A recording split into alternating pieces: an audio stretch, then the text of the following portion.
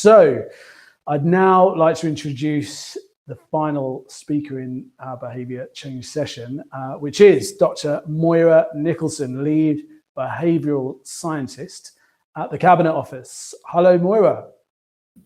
Hi, Finley, and hi, everyone. Thanks very much for having me. So I'm going to talk to you today about designing a user-centred transport system for net zero commuting. And if you can move on to the next slide, please, that would be fantastic. I'm going to cover why the system matters, why learning by pure trial and error is actually a really inefficient way of trying to come up with solutions, particularly given the urgency of the climate and environmental crisis, and then a better way, which is learning from what we know already. I think it will probably pick up on some of the things that other speakers have presented, including Livy, but I hope that I'll also have some new content as well to show you that you can see from what we're doing here in the Cabinet Office too. Next slide, please. So coming on to why the system matters. Next slide. I've got a bit of a quiz for people, which is wanting to ask you all, which of the following are examples of behaviour change interventions? So A, is it providing energy bill payers with information about how much energy they use compared to their neighbours? B, presenting the calorie counts of food items on restaurant menus? C, is it a tax on sugary drinks? Or D, a new airport? And I usually do this as an interactive session, but I know that's not what we've got today. And the point I really want to make here is that it's all of the above. All of these are examples of behaviour change interventions. It's not just about providing information. It's not just about helping people to understand, for instance, what the calorie count of their food is, or how much sugary drinks they should or shouldn't drink. It's also about infrastructure, and of course that is a really, really, really big part of how we influence behaviour when it comes to active travel. But it's sometimes a bit of a misconception that behaviour change really is only about persuading people or asking people to do things nicely with persuasive communications. So all of those things really matter and are tools in your arsenal. Next slide, please. And part of the reason for that is that we've actually created a system that uses a lot of energy. So large homes are aspirational, but they require a lot more energy for heating and cooling. Low density cities increase the barriers to walking and cycling, creating a need for private transport or making private transport more appealing. And also the materials available for construction reduce the opportunities for architects and engineers to reduce the embedded emissions in construction. And all of these things make it much, much harder for any individual operating in a system to take steps to actually reduce their own emissions. And as a result, that means that we have to really look at the system as a whole and not just the individual preferences and beliefs of the people involved. Next slide. And that's because, of course, as I'm going back to the airports, right, systems influence individual choices. So if we build new runways, that creates more flyers. If we build new train stations and rail infrastructure, that helps to create more public transport users. Or indeed, if we build more active travel infrastructure, all of these aspects of the system make it easier for people to take the actions that we want them to. Next slide. And that's why there's really two conceptions of behaviour change. And this is the most important point really I'd like to get across. And I hope that, well, I'm interested really to see what people think. We've got a panel session after, and I'm happy to be challenged on this. But I really think that there are two ways that we can see behaviour change. The first way is that behaviour change is a tool. It's a low-cost alternative to taxes and mandates for achieving the desired policy outcomes. So that's asking people to do things nicely. Social norms, comparisons, for example, on energy bills, you might be familiar with that. Or we can change the system. And that's looking at really behaviour change as being the outcome of good policy and infrastructure design. In other words, active travel, for instance, would be the outcome of better infrastructure planning, better legislation, communication, anything that can influence behaviour. Now, I'm not saying it's either or, it's definitely absolutely both. But it's important to remember that there's two and not just the first one. It's not just about changing people, it's also about changing the system. Next slide. So learning by pure trial and error is really, really inefficient. And I want to cover this in a bit more detail because I think it's an important part of the behavioural approach. is setting yourself up for success. So if we want to intervene in a system that's complex, that we don't really understand, it can tend to take a lot of trial and error, right? So you basically keep testing things and you see, well, which of these things works? And a lot of the time, we test things and we find, oh, that didn't work very well. And sometimes the problem that we then happens is that we then say, oh, this behavior can't be changed. Or we've run loads of active travel interventions and people still aren't walking. It must just be impossible to get people to walk, right, instead of take the car. But if we understand the system better from the start and understand why people aren't engaging in active travel, then we can make sure that we can design interventions or packages of interventions that are actually more likely to work, rather than designing something and just seeing, oh, well, let's just hope this actually works, right? So it's really important to understand the system first. Next slide, please.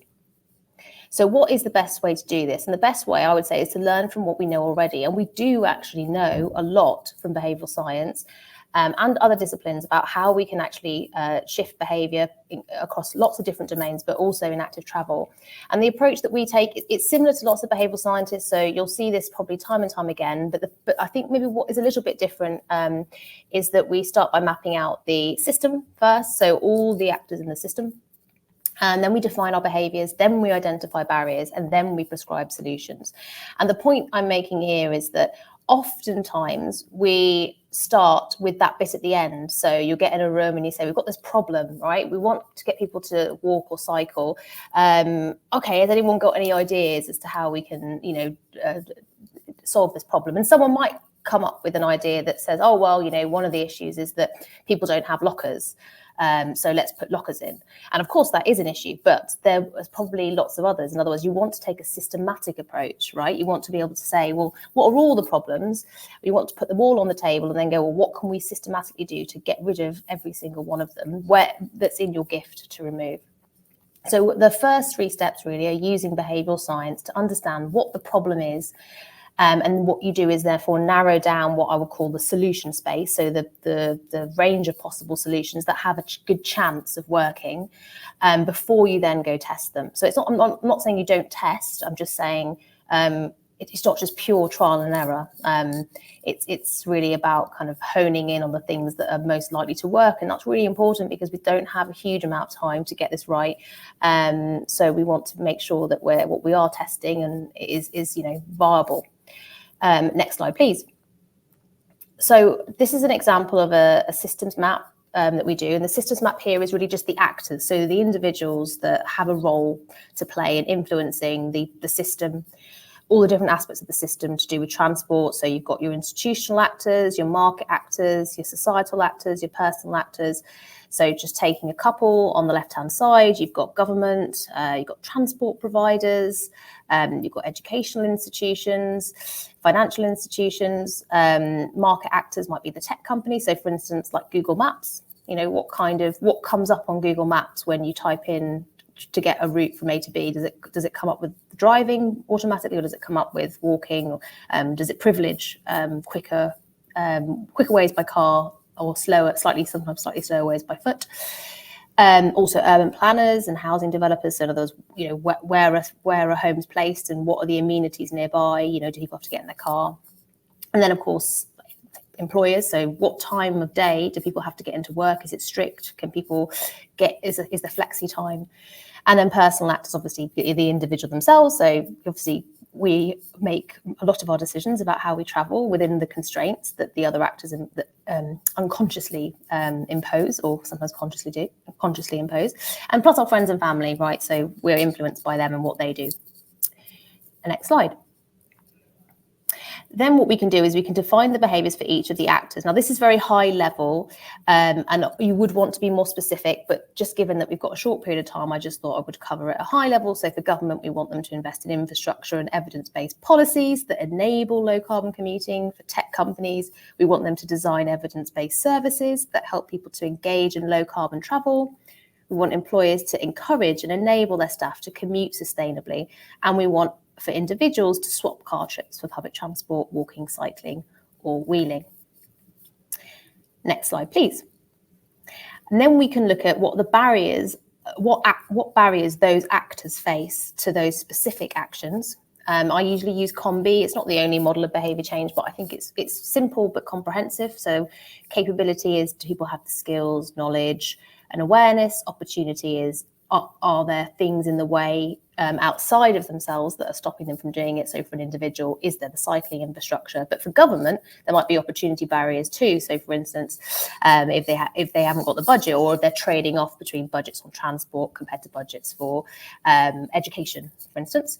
And then motivation is, do they want to? Do they think it's important? And that could be the same for government as it could be for tech companies, as it could be for individuals. Do they think this is fundamentally an important thing to do? And all of those factors have to be present to deliver the behaviour. Next slide. Then we can look at the behaviours themselves, and I'm just going to look at employers and individuals when it comes to looking at barriers, because there's not time to go through all of them. So I've just got them highlighted there. But if we move on to the next slide, I'm going to talk you through some of the barriers that employers might face. So let's say we want employers to introduce policies to enable zero carbon commuting. It might be that they don't know what policies will help. They might not know how much commuting contributes to our emissions. Maybe they think, I've tried this sort of thing before and it doesn't work. Maybe they don't think it will make much difference to our emissions. Maybe there aren't good public transport networks nearby. And they might not think that they have the resources or the team to deliver this kind of work. Maybe they're a small organisation and they don't have enough people that can sort of put the thought and research into this to do a good job. And you can categorise these barriers. So if you move on to the next slide, you've got the capability, motivation and opportunity barriers there all highlighted. And of course, this then gives you a clue about what kind of solutions will be helpful to get rid of those barriers. So next slide. Motivation and capability barriers, they can tend to be addressed by communications intervention. So for instance, you can let organisations know what policies are important to help enable their staff to participate in zero carbon commuting. You can let them know how much commuting contributes to their emissions. You can also let them know what things have worked in the past so that they don't think there's nothing that we can do about this. Next slide. When it comes to opportunity barriers, though, it tends to require more policy change. So it might be that there aren't any public transport networks nearby that they can point people to, or they might not have the resources, as I said, to deliver it. And then that really comes down to then potentially other actors. So, for instance, the transport providers that were also part of the systems mapping, then you'd need to work with them, right, to go, well, how can we actually improve public transport infrastructure? And then that links obviously back to the government if government's funding it. Next slide, please. And you can do exactly the same thing for each of the actors. So this is the individual. There's a range of different barriers that an individual might face. They've already been mentioned today already, but an individual might, say a parent that wants to walk or cycle to school with their children instead of driving. They might not know what the route's like. They might not know how long it's going to take. They might not want to walk or cycle in the rain, or there might not be any space to store their books or their bags on a bike. Or they might not be able to complete their onwards journey to work on foot or bike, right? And then they don't have anywhere to put their bike, and that's a big problem. So you can see, you can actually do this barrier analysis for the different levels of actors in the system. And that means you're being really comprehensive. And obviously, you won't necessarily do it for every actor, depending on what kind of organisation you are. You'll probably focus on the organisations that you can influence. But I think it's useful to see that it's part of a system, not just the individuals. Next slide. Please, thank you. So now you've done that, you can then get to prescribing solutions, okay? And you can then do that in a really laser focused way, right? Basically picking off those barriers that you have actually identified. Next slide. And I wanted to show you some examples of how you can do this. So for instance, for people that don't know what policies would help, you can share evidence on what works, as I've said before. If people don't think it will make much difference to their emissions, you can showcase success and stories of the emissions impact if you're working with employers. And I'm sure Mobility Ways will be doing this themselves. Next slide. We can walk past this one, actually. I know we're short on time because I want to give you this practical example. So that there are organisations that are actually removing behavioural barriers to active travel, and I think I really like noting these down and showcasing them. So one of the organisations, it's called Pedal My Wheels, And what they do is they offer cargo bikes that people can try and then also buy. And it's so good because not only does the cargo bike, that option, allow people to try it out before they commit, which can be a barrier for people, but also it addresses some of the other issues. So for instance, if your children don't want to carry all of their heavy things to school with them, and that's a big problem, which of course it may well be for people, you've got somewhere to put your bags, right? So that's addressing that really, might seem like a small barrier, but it's going to be a big barrier for families, that you can then put in your cargo bike. And they also offer cycling confidence lessons. So for people that don't feel confident cycling, they offer that service as well. So in other words, they're actually implicitly addressing all of these barriers as part of the package, as part of the solution that they've got. Next slide. Another example, this is not so much zero carbon commuting, but it's still zero carbon or lower carbon travel. One of the other important aspects to our travel is not just the travel we do to work, right, but also the travel that we do on our holidays. And Byways is an amazing example of an organisation that makes it really easy for people to book holidays by train, because it gives you an itinerary of the journey that you can take, all the places you can stop over on the way. Say if you're going to France, this is a weekend in Marseille. It lets you know where you can book. In other words, it makes going by train and booking a holiday by train just as convenient as doing so by plane. And I think that's a huge part of essentially making this a much more common and normalized thing to do. And then finally, next slide, I wanted to highlight Climate Perks, which is a fantastic employee benefit scheme. That what they do is they work with employers to provide people with additional annual leave days if they take a low carbon method of transport on their holidays rather than flying. So they get additional days, because one of the big barriers, right, to, for instance, if you're working in an organisation, you get, say, 20 to 30 days annual leave. If you're lucky, you'll get 30. Then is that if you want to go a slower route like train, it obviously takes a lot longer, and our annual leave days are very precious. So this is a really good example of something so practical that organisations can do, and really addresses a really core behavioural barrier to that particular behaviour. And that is me. I think I've got my email on screen. If anyone has any questions that they want to email me, you can do so.